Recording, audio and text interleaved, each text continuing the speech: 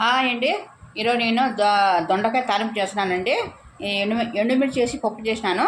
దాన్ని నంచుకునేకి దొండకాయ తాలింపు చేస్తానండి. చాలా బాగుంటుంది దొండకాయ తాలింపు. ఇది కర్రీ చేసినా కూడా బాగుంటుందండి. చపాతీలకి, రొట్టెలకి, అన్నంలోకి కూడా బాగుంటుంది కర్రీ, చాలా బాగుంటుంది.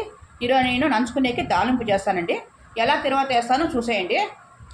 ఫస్ట్ ఆవాలు జీలకర్ర వేస్తున్నానండి.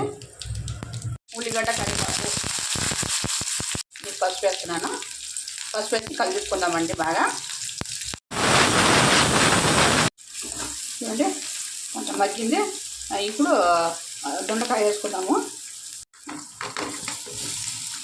చూడండి ఇది కలుపుకొని మూత పెట్టి మీడియం మంట మీద మగ్గించుకుందామండి. ఇది కొంచెం బాగా మగ్గాలి. ఇది మగ్గినాక శనగకాయల పొడి వేసుకోవాలండి. ఇది ఇప్పుడు ప్లేస్ పెట్టి మగ్గించుకుందాం. చూడండి ఇది మధ్య మధ్యలో కలుపుకుంటూ ఉండాలా, లేకపోతే కింద అడుగు అంటుకుంది.